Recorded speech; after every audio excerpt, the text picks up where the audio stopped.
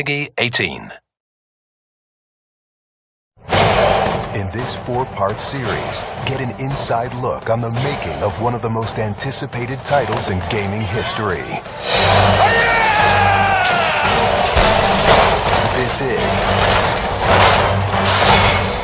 Inside Assassin's Creed 3. Ever since Europeans arrived in North America, they had been involved in shipping goods back and forth across the Atlantic Ocean. In order to make this economic system work, the British tried to control the goods that are going to the colonies. And it was those goods coming back and forth which made a few places on eastern North America important. Whether it's the Boston Tea Party or the Boston Massacre. Fire! We have these big historical events that we can situate our game around. All of these events that people have a rough understanding of, but they've really never experienced.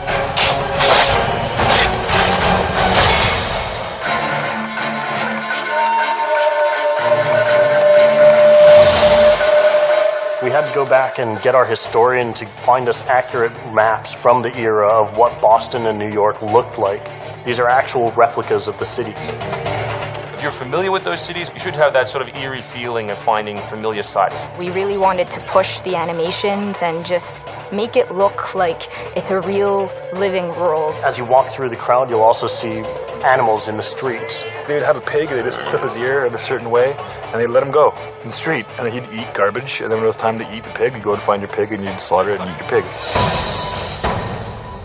We've got a lot of new ingredients that just bring a new, fresh feeling to the gameplay inside of the cities.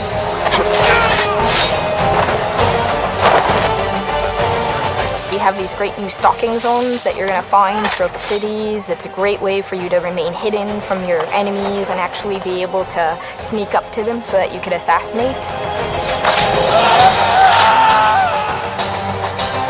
We've got this amazing dynamic weather system in, so we can see not just the time of day passing, but also going in and seeing the same environments not just in the summer, but in the winter as well.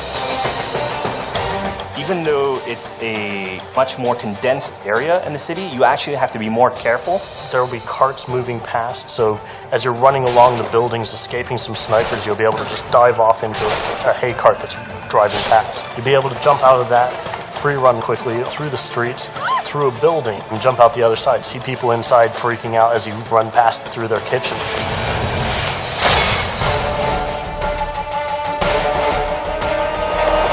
Living on the frontier was extremely difficult. Not only did you have harsh winters, cold, freezing temperatures, in the summer you had heat, humidity, so it was a gamble every year that you were out on the frontier whether you're going to make it or not. For AC3, the biggest difference was just having access to the frontier. So this huge wilderness area that you can sort of explore at your own pace. It's a forest, the navigation in a very new environment and a very organic environment as well. In the frontier, you'll be able to navigate through deep snow, but also snow does impact your gameplay. It will slow down you as well as your enemies. Once we decided that we were going to build the frontier, we realized obviously we need to populate that area. So animals became a very big deal. We have over 24 different species of animals in the game. There's an entire hunting loop that you can engage in. Whenever you're building elements such as animals, you're halfway trying to be real and halfway trying to fulfill that fantasy of what people expect. One of the great new features we have in the frontier is the new tree running. Connor being really fluid and being able to navigate through the trees. The frontier is really our new playground.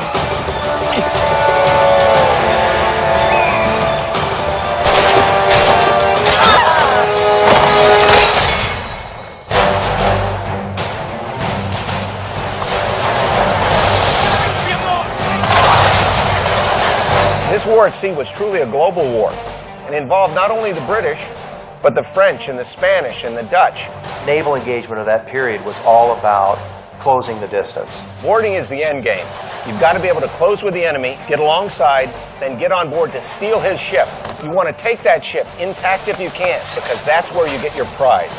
The prize is whatever is on that ship that you want. Naval warfare was absolutely decisive to success in the American Revolution. Commerce comes by sea, at the same time invaders come by sea. You control the sea and you control the conflict. It's a huge part of the historical period. The Revolution is won pretty much at Yorktown by a blockade of ships. You know, we can't ignore this part of the history. This is critical. This is something that we have to do. We started a whole team up just to specifically focus on the naval experience. Naval combat has been a huge challenge. The technology of the wind, the water simulation has been a massive undertaking for the team. Initially, we didn't even think it was feasible because it's a big moving structure. It's a full simulation on high seas where Connor is controlling a ship, he's controlling a crew as well, so he's kind of the master and commander on the ship. Very exciting. I mean, you are on a moving vessel that is very much part of the sea itself. This is something that we wanted to engage in and build for the game. That was a huge challenge that we set ourselves and actually turned out pretty good.